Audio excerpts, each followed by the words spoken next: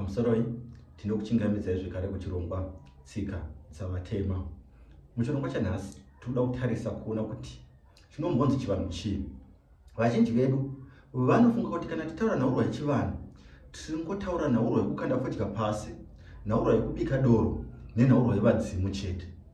Chivanhu, kana tichiti chivanhu, inzwi rinoreva zvakawanda. Kana tichiti munhu ari kutevedza chivanhu, hatisingotarisa chitendero chete, zvatinogona kuti a religious life.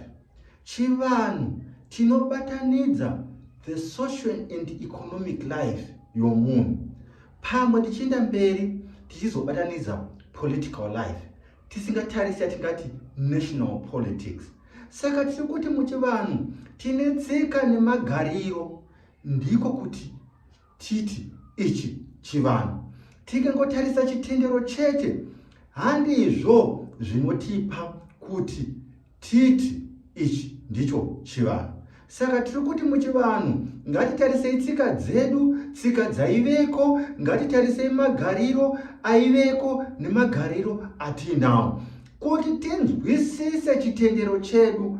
Hatikwanisi kuchinzwisisa kana tichinge tisati tasvika pakunzwisisa tsika nemagariro edu evanhu vatema, magariro, tsika dzaiveko dzaiitwa nevanhu vatema. Nemhaka yei ndichidaro? Nekuti kuti titi chitendero ichi tichinzwisise, tinzwisise kuti sei tichikanda fodya pasi, tinzwisise kuti sei tichibika doro, tinofanirwa kunzwisisa tsika nemagariro evanhu vatema zvaiitwa pasi chigare, zvatichiri kuita nazvino. Kana tikatarisa yatingati religious life, a religious life, kana kuti our religious life, it is a mirror of our social life. Zvatinoita pachitendero zvinongoburukidzwa nezvatinoita mukurarama kwedu. Zvinhu izvi zvinotoredzana, mararamiro edu nechitendero chedu. Dzimwe tsika dzatinoita mukurarama tinodziwana tsika idzodzo tichidziita zvekare muchitendero chedu. Ngatimbopai muenzaniso. Regai titaure nhaurwa yekuti nemhaka yei mudzimu uchitambidzwa doro. Vanhu vane kutaura kwakasiyana siyana. Tinozonzwa maKristu oti mudzimu unotambidzwa doro nemhaka yekuti unoti kwandinobva kunopisa, voti kugehena. Atina nhaurwa yakadaro. Midzimu mishoma ini handisati ndambosangana nayo inobuda ichiti kwandiri kubva kunopisa. Kunongova kuparidza kwemaKristu kwekuti mudzimu unoti kana uchisvika nditambidzewo mukombe kwandiri kubva kunopisa. Hongu, kana tichitaura nhaurwa yokupisa pasi kana kuti muchitendero chevanhu vatema, haisiri nhaurwa yekuti unenge uchiti kwauri kubva kunopisa.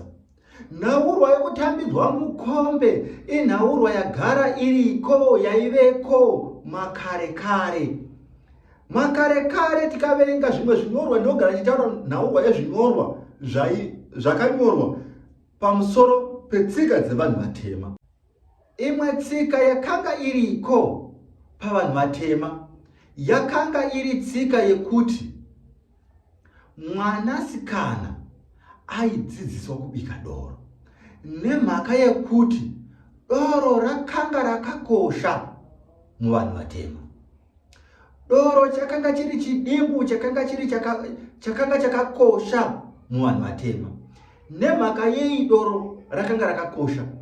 Doro raifanirwa kuvepo pamusha nguva yega yega.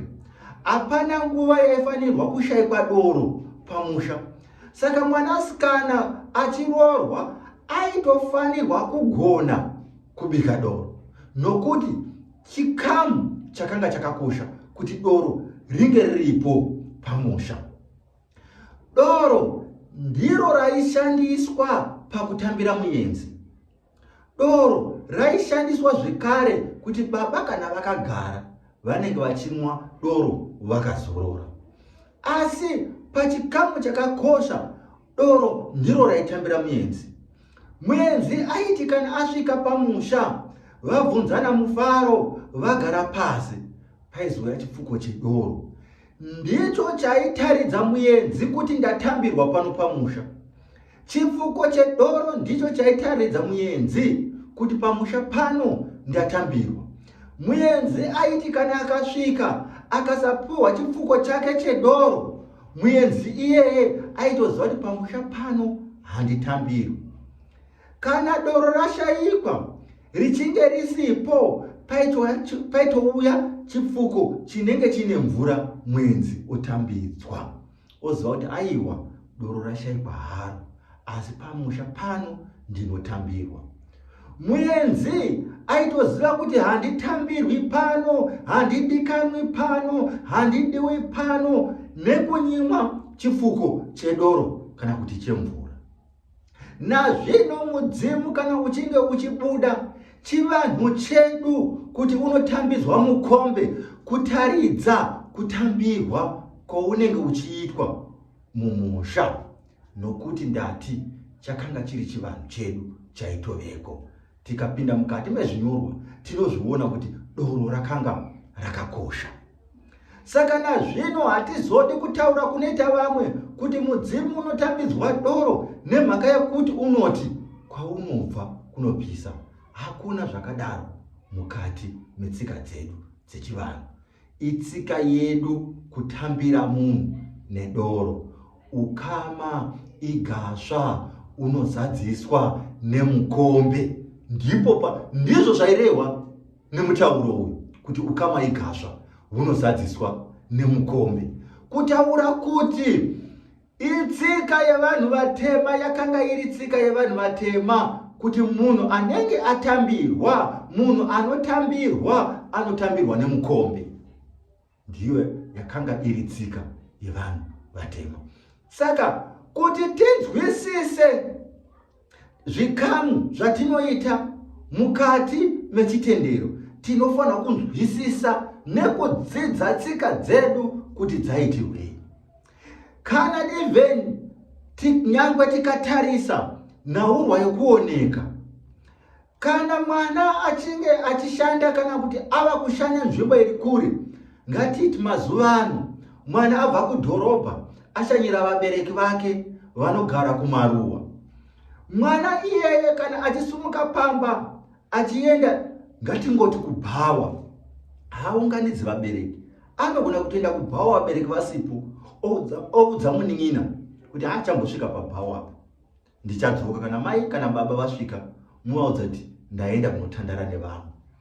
Asi mwana iyeye kana akusumuka, akudzokera kubasa, akudzokera kudhorobha, anounganidza vabereki, obva aoneka, aiwa nyati isu takumbodzokera, aiwa zve vachinjanja tatizve kapwere kakumbodzokera, aiwa mufambe zvakanaka nyati, mufambe zvakanaka, munotionera vamwe, vokurukura nhaurwa yokuonekana ipapo.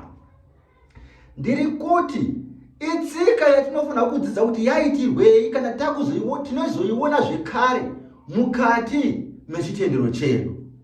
Mukati mechitendero chedu, kana tichinge takufamba rwendo rwakakura, tinotounganidza dare rekumusoro kumatenga nokukanda fodya pasi kuti tioneke kuti takumbosumuka, takumbofamba rwendo. Asi kana tichipinda mukati mezvikamu zvatinongopinda tiri pamusha, zvakaita kuti ndiri kusumuka ndichienda kubasa kana ndiri kusumuka ndimboendapo ndinodzoka, handikakandi fodya pasi kuti ndakumbonoona sawira wangu. Pane zvatinokandira fodya pasi. Ndiri kuti itsika yedu kuti kana tichifamba rwendo, takuenda rwendo rwakakura, tinooneka, tinounganidza dare. Itsika yedu yatinozoona zvekare iri kuchitendero chedu kuti kana munhu akusumuka achifamba rwendo rwakakura, anokanda fodya pasi, anounganidza dare. Asi kana tichiita zvinhu zvemazuva nezuva, zvezuva nezuva rese, hatingaunganidzi dare.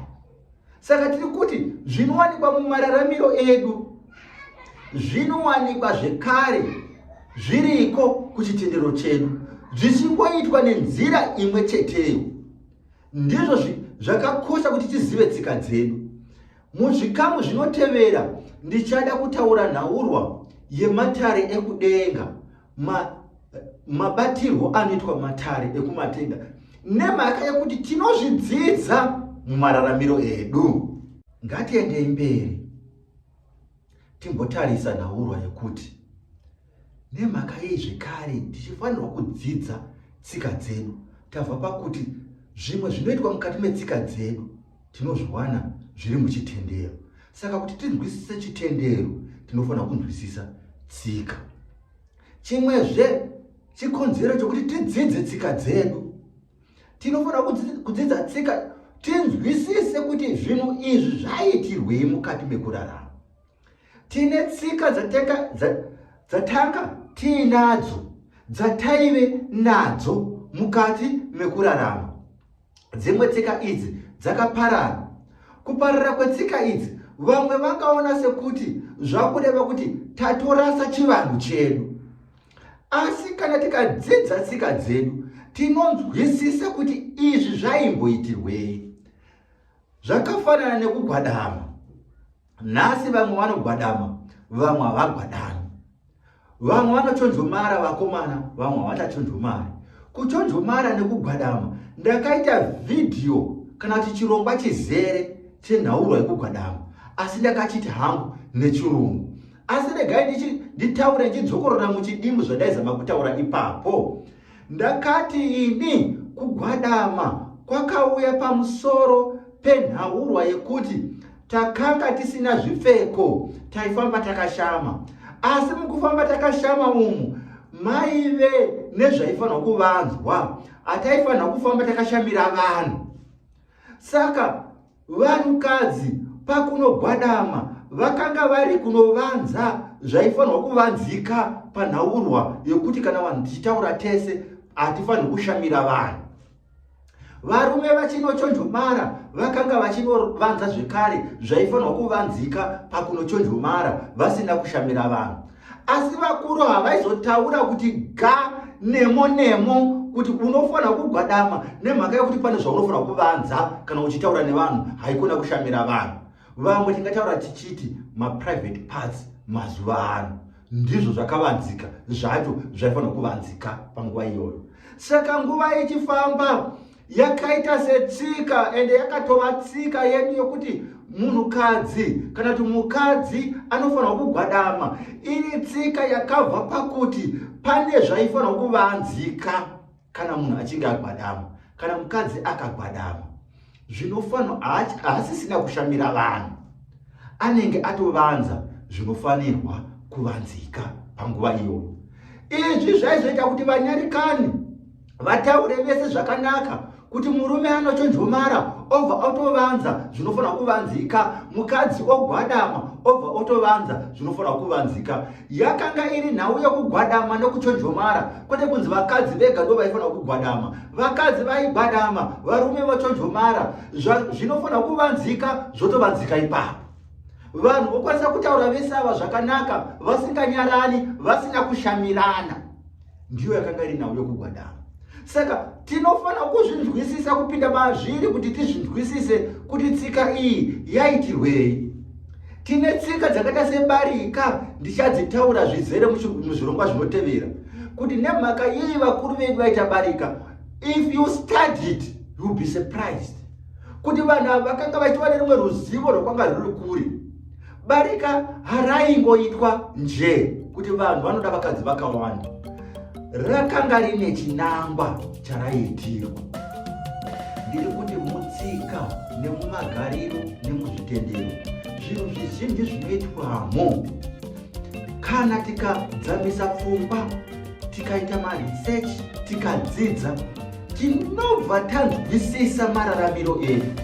Unobva wanzwisisa nokuti munhu anongoti vakadzi vekuAfrica kana vekuZimbabwe vanonzi vagwadama kudzvanyirira. Nhaurwa yebarika yakashata ine kudzvanyirira. Nemhaka yekuti munhu haasati anzwisisa kuti izvozvo zvaitirwa. Asi kana munhu akasvika kunzwisisa kuti izvi zvaitirwei, haazonetseki. Ndatenda ndini sekuru venyu Sekuru Makoni, umuqambisi the African teacher. Ngatisanganei zvekare muchirongwa chinotevera.